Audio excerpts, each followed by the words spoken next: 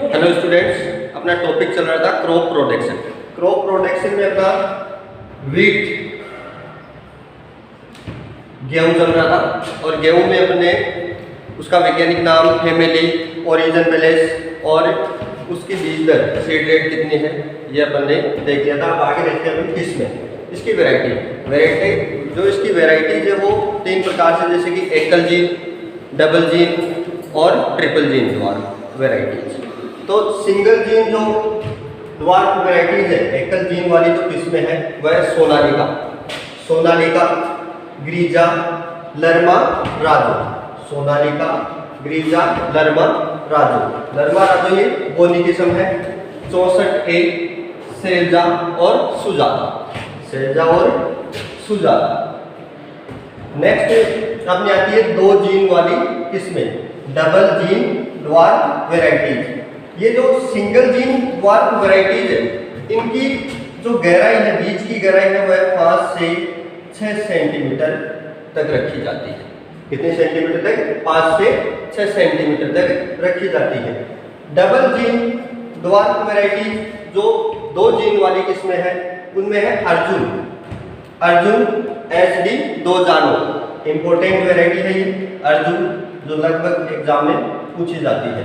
जनक प्रताप लोक first SD 2329। कल्याण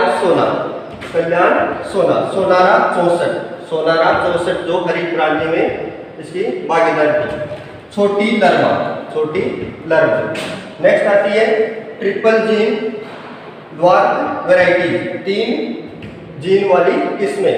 जो double gene dwarf varieties है उनकी गहराई कितनी रखी जाती है? उनकी रखी जाती है 4 से 5 सेंटीमीटर। जो बीज की गहराई है वह 4 से 5 सेंटीमीटर। सिंगल की 5 से 6, डबल की 4 से 5 और ट्रिपल की उससे कम हो जाएगी 3 से 4 सेंटीमीटर। हीरा मोती लाल बादशाह ये कहाँ से निकाली गई है? यह निकाली गई है दुर्गापुरा से। कहाँ से निकाली गई है? दुर्गापुरा, जो जयपुर में कृषि संस्थान है, रिसर्च सेंटर है, वहाँ से निकाली गई है। यूपी 301 जवाहर ज्योति यूपी 309 और दुर्गापुरा से कौन सी निकाली गई है? HD 2329। अर्जुन। नेक्स्ट देखो, अर्जुन जो अपनी वैरायटी है, इंपोर्टेंट वैरायटी बताई थी आपको। अर्जुन HD 2009, इसका दूसरा नाम क्या है? HD 2009। इसमें 2,4-D का प्रयोग नहीं करते। 2,4-D क्या होता है? 2,4 डाइक्लोरोफिनॉक्सिक एसिटिक एसिड। 2,4-D ये क्या है? खरपतवारनाशी है। 2,4-D की यदि 20 ppm से कम मात्रा का प्रयोग किया जाता है तो ये हार्मोन का कार्य करता है, और इसकी अधिक मात्रा का प्रयोग करती है तो किसका काम करेगा? ये खरपतवारनाशी का काम करता है। तो चौड़ी पत्ती वाले खरपतवारों को नष्ट करने में प्रयोग करते हैं। तो अर्जुन जो HD 2009 है इसका प्रयोग इसमें नहीं करते हैं, इसमें 2,4-D का प्रयोग नहीं करते। 2,4-D का एक खरपतवारनाशी है। नेक्स्ट जो वैरायटी है, नेक्स्ट वैरायटी अपनी देखो आगे आती है HD 2329। देखो HD 2329 जो वैरायटी है अपनी, ये कौन सी वैरायटी है? डबल जीन ड्वार्फ वैरायटी है। कौन सी वैरायटी है? Double gene dwarf variety. इसकी क्या खासियत है डबल जीन ड्वार्फ वैरायटी की? ये जो हरित क्रांति थी अपनी, हरित क्रांति में इसका सर्वाधिक योगदान था।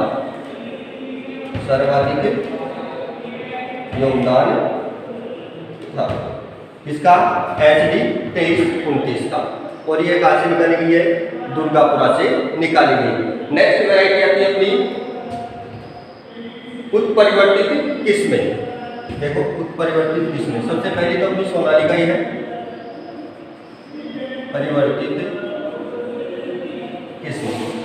उत्परिवर्तित किस्में देखो सोनालिका, एक तो कौन सी अपनी सोनालिका है। इसके बाद में आती है लरमा, राजू और सरबती सोनारा 64। एक कौन सी है? लरमा, राजू। और एक आती है सोनारा 64। सोनारा 64 ये कौन सी किस्म है? उत्परिवर्तित किस्म है। कल्याण सोना एक किस्म अपनी कल्याण सोना। कल्याण सोना जो डबल जीन द्वार्फ वैरायटी है, इसमें क्या है? ये रस्ट के प्रतिरोधी है। कल्याण सोना किसके प्रतिरोधी है?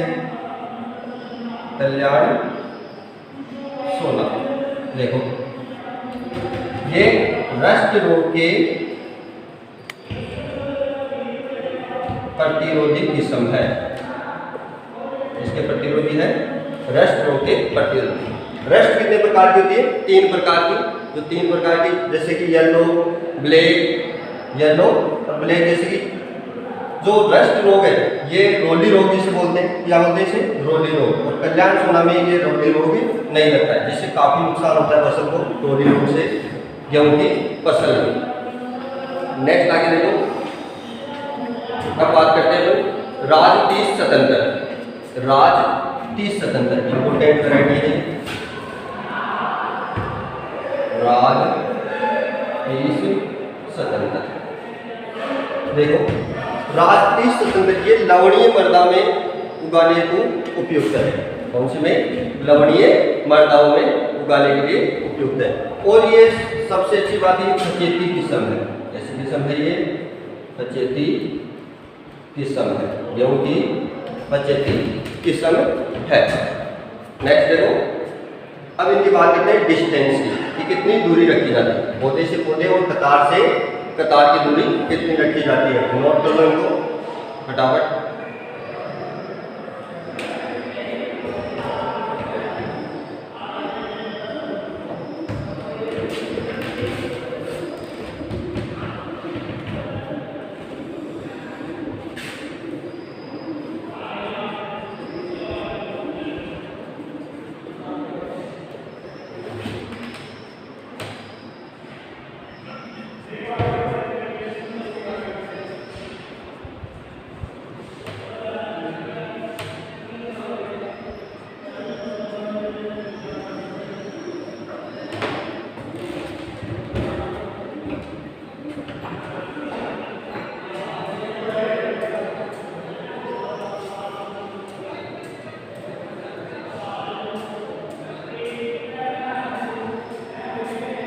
देखो आगे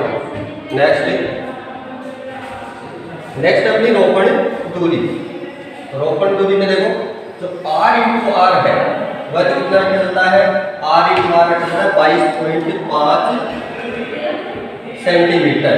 और P/P पौधे से पौधे की दूरी कितनी रखी जाती है? 10x10 centimetre. ठीक, कतार में पौधों की आपसी दूरी तो 10 सेंटीमीटर, और एक कतार से दूसरी कतार रो इंटू रो कितनी दूरी रखी जाती है? 22.5 सेंटीमीटर। आगे देखो हमने खरपतवार वीड।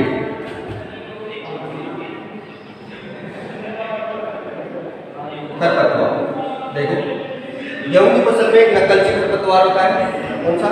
नकलची खरपतवार, जैसे कि जिसे बोलते हैं गेहूं सा, और क्या क्या नाम है इसके? देखो,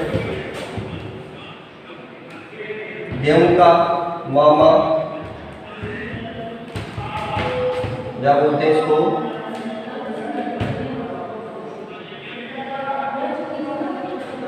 गुल्ली डंडा। इसका नाम क्या है? इसका साइंटिफिक नेम है क्लेरिस माइनर। क्या नाम है? Clarice minor.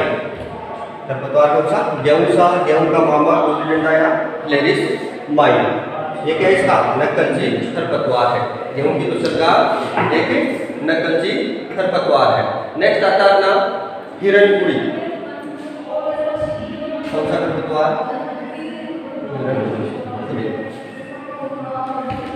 फिर बथुआ, करसंडी। बथुआ जानते ही हो आप, बथुआ और करसनी। बथुआ और करसनी ये क्या है? गेहूं की फसल में उगने वाले खरपतवार है। तो चौड़ी पत्ती वाले खरपतवारों को नष्ट करने के लिए तो 2,4-D का प्रयोग करते हैं। इसका प्रयोग करते हैं, 2,4-D का प्रयोग करते हैं। नेक्स्ट आते हैं अपने कीट। कीट में सबसे ज़्यादा जो नुकसान पहुंचाता है वो होता है दीमक, जो गेहूं की फसल की छोटी अवस्था होती है उस समय ज़्यादा नुकसान पहुंचाता है, यानी कि अंकुरण के समय पौधों को काट देती है। तो जो दीमक कीट है, दीमक का इलाज कैसे करेंगे? क्लोरोपाइरिफॉस 30 EC या फिर 50 EC का में लेते हैं।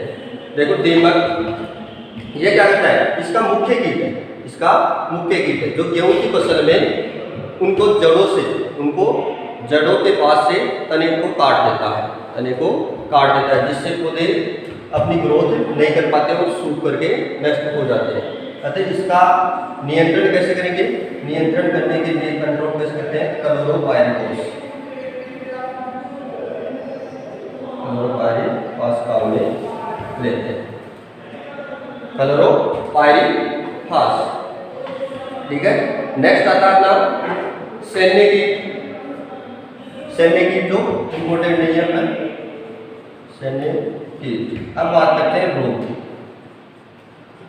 रोग ध्यान से देखें। सबसे पहला रोग है गेहूं की रोली और 100% इसमें से क्वेश्चन आता ही है। देखो गेहूं की रोली, काली रोली, जिसे क्या बोलते हैं? तना रोली बोलते हैं। एक तो कौन सी होती है? काली रोली, जिसे क्या बोलते हैं? तना रोली। ठीक है। दूसरी होती है येलो ब्राउन या भूरी रोली।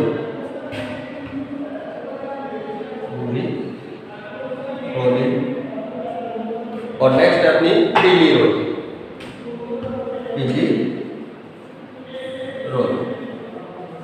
देखो इनके पूछते क्या? इनके रोग कारक पूछते हैं कि किसके द्वारा फैलता है।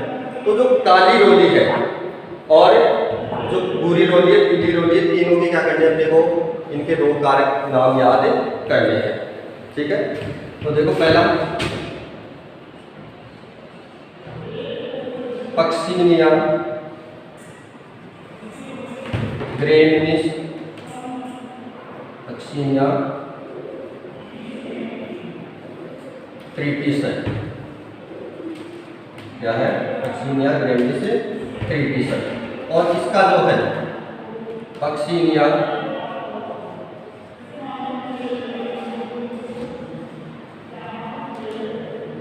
रिकार्डिटा या रिकार्डिटा, और इसका है पक्सीनिया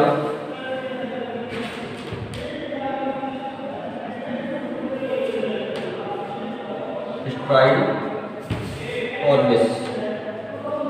पक्सीनिया स्ट्राइफॉर्मिस, ये तीनों के क्या है? रोग कारक के नाम है। तीनों में से एक का पूछा जाता है। ठीक है। नेक्स्ट आता है गेहूं का अनावर्त कंड रोग। गेहूं का अनावर्त कंड रोग।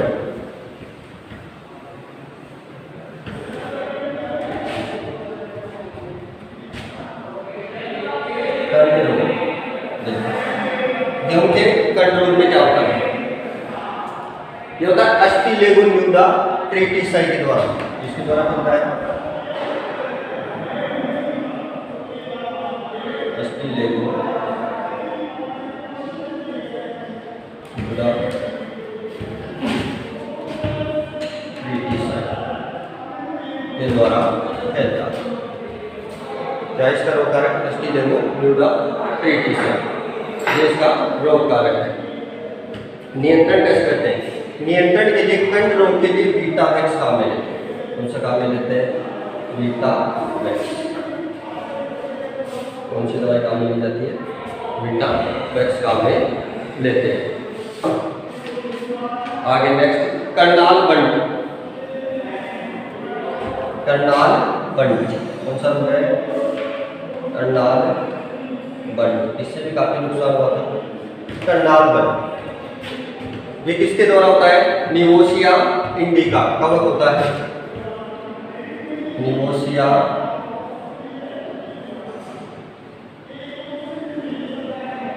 इंडिका कवक के द्वारा होता है करनाल बन। इसे गेहूं का कैंसर भी कहते हैं। क्या कहते हैं? गेहूं का कैंसर भी कहते हैं, क्योंकि काफी नुकसान होता है इससे। क्या कहा जाता है? इसका नाम क्या है? गेहूं का कैंसर। नेक्स्ट देखो टुंडू रोग, और फिर आता है गेंगला रोग। उपज, अब बात करते हैं इसकी उपज की। उपज कितनी प्राप्त होती है? तो उपज देखो 45 से 50 क्विंटल।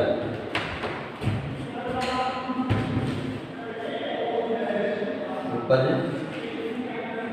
45 से 50 क्विंटल प्रति हेक्टेयर। उपज कितनी प्राप्त होती है? 45 से 50 क्विंटल प्रति हेक्टेयर। अब देखो इनकी कई बार क्या होता है कि सिंचित और असिंचित दोनों भी पूछ लेते हैं। तो सिंचित तो ये रह जाएगी। अब असिंचित की पूछ ले, असिंचित हो जाएगी 25 से 30 क्विंटल प्रति हेक्टेयर। 25 से 30 क्विंटल प्रति हेक्टेयर, ये इसकी क्या है? उपज है। अपनी जो क्रॉप प्रोडक्शन में वीट की जो फसल थी, वीट क्रॉप थी, गेहूं की फसल, वो कंप्लीट है। आपको याद करना है। धन्यवाद।